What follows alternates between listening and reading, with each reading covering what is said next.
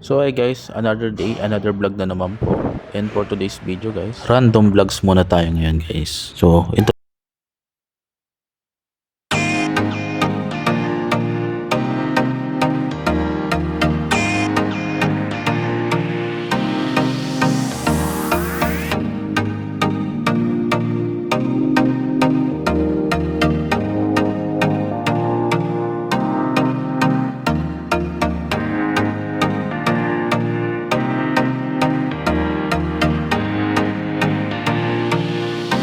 lakas ng hangin ngayon dito guys. So naisipan ko pala guys maglinis ngayon guys ng aming mga ginagamit sa tawag dito bahay. Kaya pala guys yung ano yan sa food warmer yan ng mga gamit. Pinupunasan ko gawa ng yung iba kinakalawang. Habang ako yung naglilinis na itong ating mga gamit is bigla naman bumusang malakas na ulan.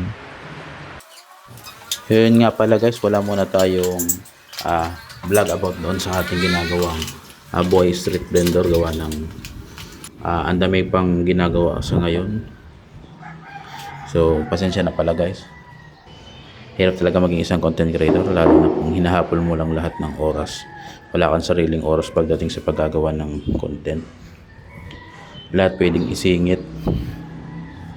So nga pala guys, dito ako nag-edit ng aking mga ipinopost na video.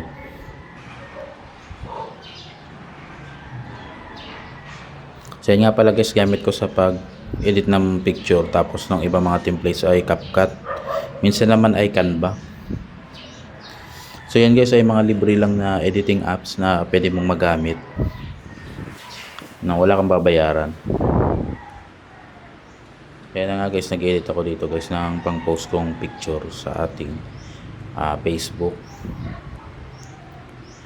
So kung magkakaroon lang talaga ako guys ng sobrang habang oras para pagdating sa paggagawa ng content, yung quality time talaga yung hindi ko inahabol lang yung mga gagawin ko. Siguro mas mag-i-improve pa tayo sa ganito.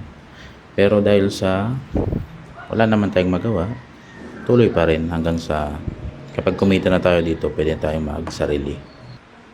Sa mga kapwa content creator na katulad ko na nagtsatsaga din na gumawa ng content kahit na punong-puno ng trabaho, tapos madalas na question pa, normal lang talaga yung guys, gawa ng ang hinahanap talaga ng tao is yung resulta. Minsan wala silang pakialam doon sa mga prosesong ginagawa natin, basta lang sa kanila is makita nila yung resulta. So kapag nag-struggle ka dyan guys, lagi ka nilang questionin. May free time mo sa pagkatapos na magtinda. Asa na yung pinagpaguran mo, ano yung magkano kita mo, ganyan. Ayun talaga. So sa atin, kahit wala pa naman kita masyado, ay ikinagrind natin kasi yung vision kasi natin, iba rin sa nakikita nila. So nakikita nila dito ay parang minamadali tayo, parang gusto nila pera agad. Kapag nahihirapan ka sa ginagawa mo, pag yan, dapat kailangan may katumbas agad na pera. Sa atin kasi ang vision natin dito is palaguin muna yung ating vlog, i-improve, tapos pag nag-improve na, yung pera hahabol na lang yan. Kasi kung marami nang manonood, yung vlog mo something interesting, maganda na, is marami nang manonood, possible na magkaroon ka na ng revenue.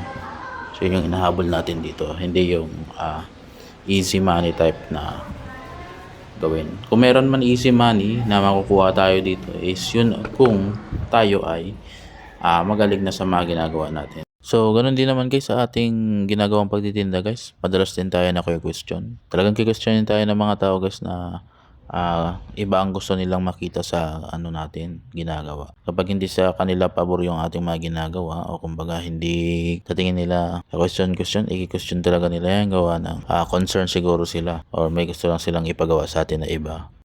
So, wag na natin guys isipin sila guys. Wag tayong mag-isip ng negative sa kapwa natin. So, may mga bagay talaga na hindi natin makokontrol, hindi natin control, kaya wag na nating pagtuunan ng sobra-sobra. So, tayo ay mag-grind at ayusin ang ating sarili, pa-improve ng ating mga ginagawa. So, yun lang po guys. God bless po sa atin lahat. Ingat po.